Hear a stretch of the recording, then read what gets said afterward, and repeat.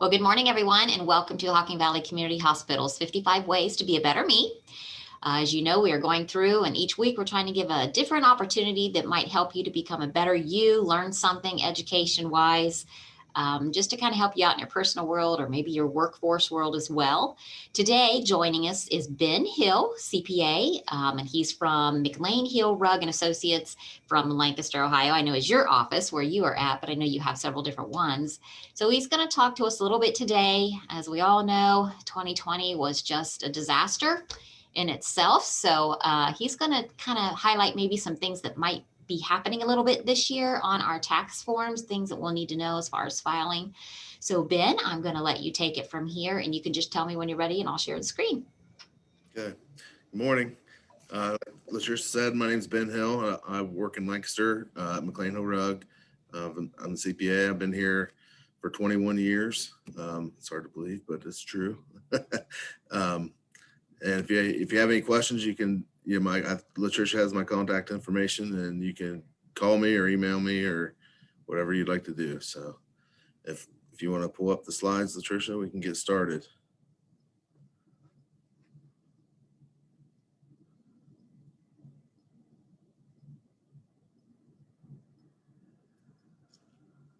Okay. So if you want to go to the next slide. So first thing we're going to go over is the filing requirements for individuals.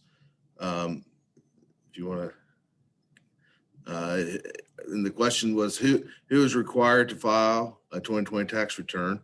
And if you're single and you're under 65 and your gross income is over $12,400, then you're required to file. If you're over 65, then you would need to have gross income of over $14,050 before you're required to file.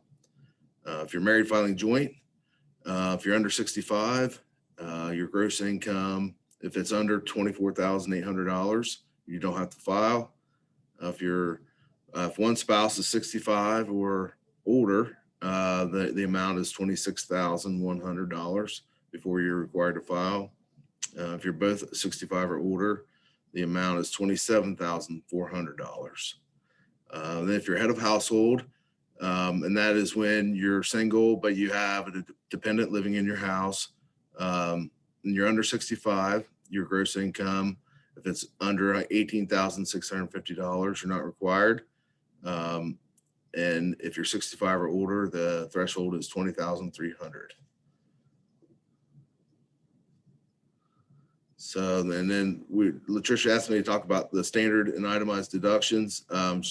They were curious as to whether they changed due to COVID. The standard deductions are indexed for inflation, so they go up a little bit every year. In 2018, with the Tax Cuts and Jobs Act, which revamped the whole tax code, they doubled basically. So a lot of more people are using the standard deduction. And I have the amounts on the next slide, but one thing that did change for COVID is if you use the standard deduction instead of itemizing, you are allowed to deduct on your 2020 tax return an additional $300 for charitable contributions. And for 2021, it's $300 if you're single and $600 for married couple filing joint. So what is the amount of itemized deductions needed to be beneficial? So the standard deductions for 2020, if you're single, is $12,400, married filing joint is $24,800, and head of household is $18,650. And if you want, in order for itemizing to be beneficial, you would want your itemized deductions to be more than those numbers based on your filing status. And itemized deductions include medical expenses in excess of 7.5% of your adjusted gross income, state and local taxes up to $10,000, mortgage interest, charitable donations, and miscellaneous deductions. So when you add all that up, if it exceeds the standard deduction, then you would want to use your itemized deductions. It would be better to do that. Sorry. Ben, can you talk just a little bit quickly about when you say miscellaneous deductions, what might be 2 or 3 that you can think of that we would Yeah, be? I have the next box on my Okay, sorry. is the miscellaneous deductions. These are used to be before the change in 2018. There were a lot more that you could include, but since that change, the only things that are included in miscellaneous deductions are estate taxes imposed on taxable income, um, gambling losses, repayments of income of more than $3,000, unrecovered cost of annuities, and special job related costs of the handicapped. So they're very limited on those. And then the medical, that's something that people don't fully understand, that the phase out of that. So the AGI limit, for instance, if you had $50,000 of adjusted gross income, the first $3,750 of your medical would not be added to your itemized deductions. That part of it would be phased out based on your adjusted gross income. And then anything above that amount then would start to increase your itemized deductions. So sometimes if you have significant medical, then usually, sometimes that'll help, but typically anymore people are just using the standard deduction. This is something I wanted to talk about, and this could help the foundation as well. Required minimum distributions. These are when you have an IRA, when you reach a certain age, you have to start taking a percentage of your account value out. And at that age, beginning in 2020, has been raised from 70.5 to 72. Although the 2020 RMD was waived due to COVID, and the first required minimum distribution must be taken out by April 1st of the year following the year you reach 72. So let's say you reach 72 in 2020, you can wait up until April 1st of 2021.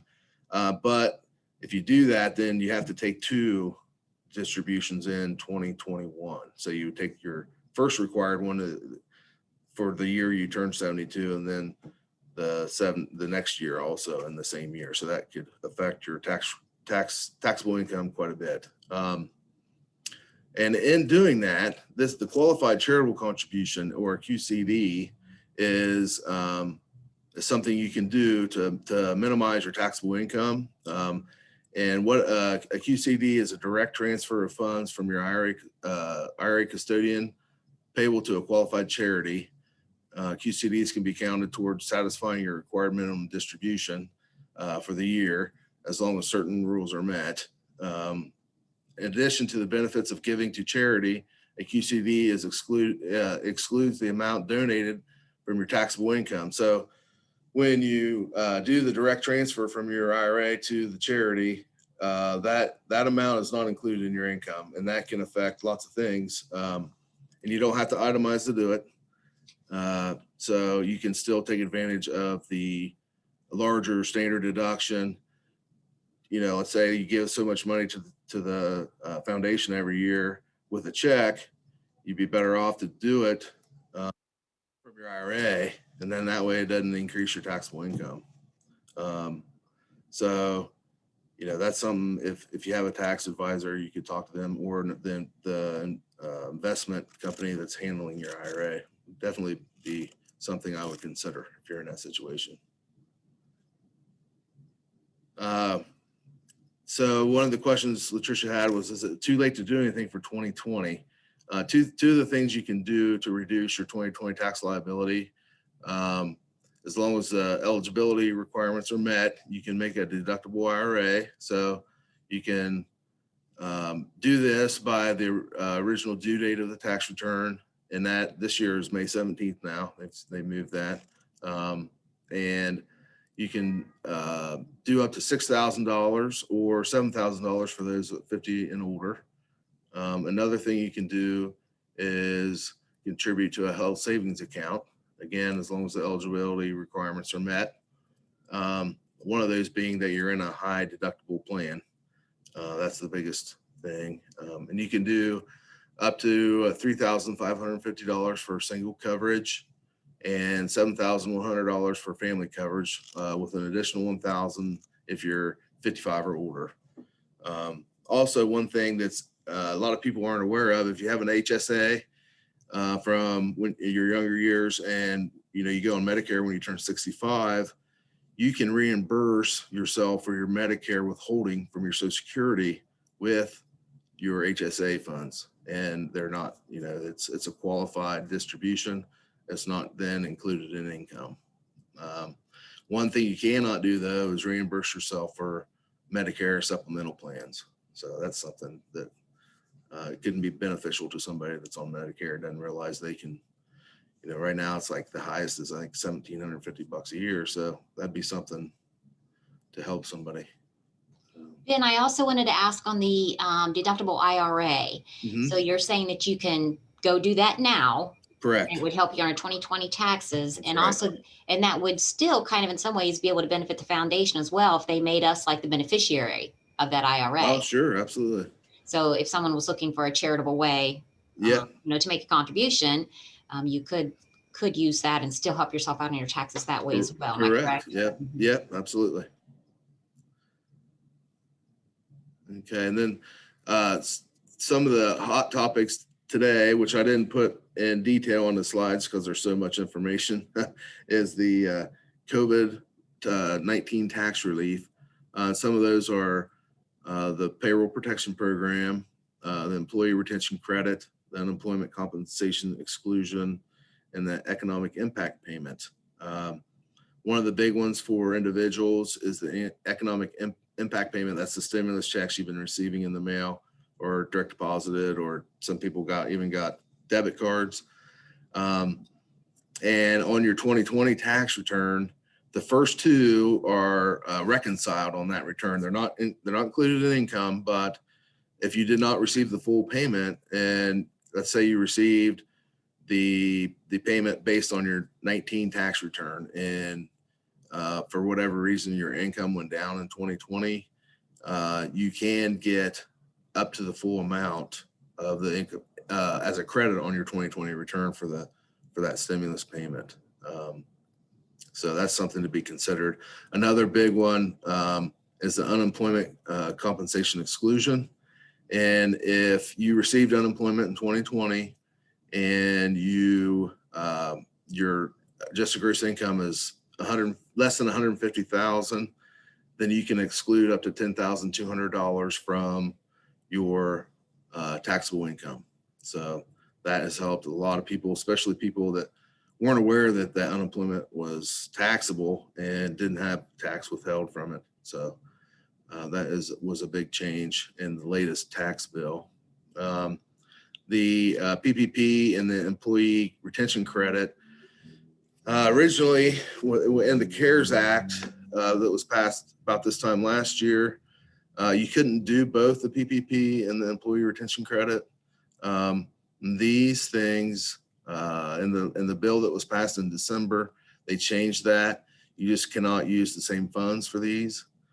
Payroll protection program is used to help employers pay their employees without laying them off, I guess is the best way to put it. And you can still apply for that. Right now you have until May 31st to apply, but my understanding is the funds are starting to get used up. So if you haven't done it, then you need to do that soon. One recent change to that, which the PPP changed almost daily for a year,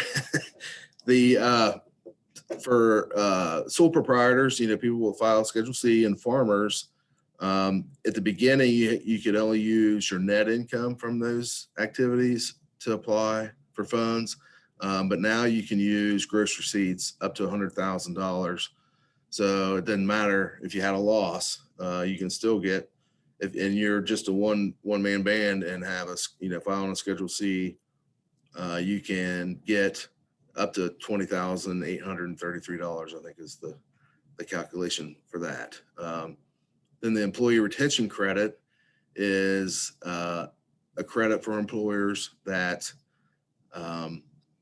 in 2020, if you had a quarter that had your gross receipts were down 50% or more from the same quarter from 2019, then you're eligible for a 50% credit up to $10,000 of wages paid for that quarter and the following quarter, until, each quarter until your receipts go back up. So, and in that first quarter that the receipts go back up. So you can get basically a credit up to $5,000 per employee, which is very significant.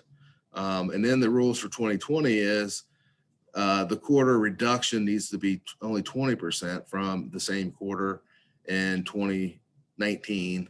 And right now it's just for, I believe, for the first 2 quarters. I don't think they've changed that, extended it, but that could be significant. And the credit is 70% on $10,000 of wages per employee.